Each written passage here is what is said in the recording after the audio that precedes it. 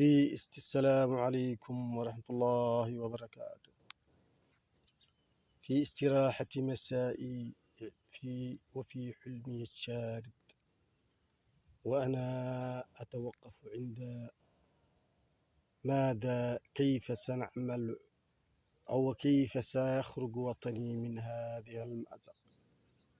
أوقفني واعترضني ضميري ووجداني، وسألني في كل يوم تغدو وتمسي أنت وفي مجتمعك، ولماذا يظل قرار وطنك مشتتا؟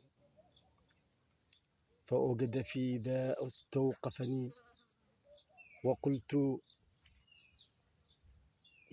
كيف سأبحث على قرار وطني، وأين سأجده، وكيف سأعمل على حل ذلك السؤال، وأين سيجتمع هذا القرار ويعود لنا.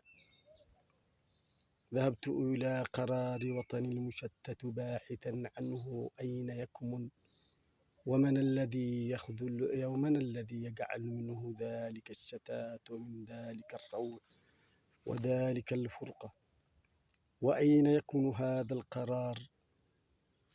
فذهبت في ذهني وفي حلمي وفي تفكيري، فوجدت أنه يكون عند التاجر الجشع والخائن والمتسلط المستبد والعميل والفاسد والمعلم المتقاعس المهمل والمتدين الكاذب والزارع الغشاش.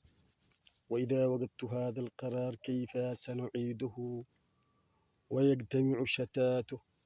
وجدت عندما أكتشف مكانهم وزمانهم وأباطيل شيطنتهم في المعاملة والأقوال، وصل ذلك إلى واقع مجتمع، حين ذلك لن يضعوا ثقتهم بهم، ثم يتم محاسبتهم والتشهير بهم، ويصبحوا رغصاء في نظر المجتمع ولن يحذوا طريقهم أحدا، فيعود القرار موحدا إلى صف المجتمع والشعب بالإخلاص والوفاء والأمانة، عندما يرتقي بهم الوعي والتحلي بالواجبات المسؤولية فردا ومسؤولا ووزيرا وتاجرا وأسرة